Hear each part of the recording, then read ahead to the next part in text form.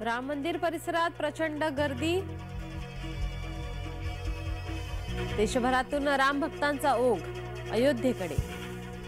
नाशिकच्या सातपूरमध्ये उद्धव गटाचं राज्यस्तरीय अधिवेशन। 2000 पदाधिकारी उपस्थित राहणार, तर संध्याकाळी उद्धव यांची जाहीर सभा।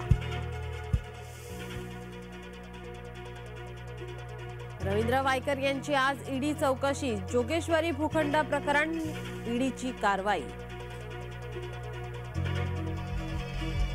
राष्ट्रवादी आमदार अपात्रता प्रकरणी आज विधिमंडळात सुनावणी। सुप्रिया गटाचे जयंत पाटील यांची उलट तपासणी, तर दादा गटाचे अनिल पाटील यांचीही उलट तपासणी।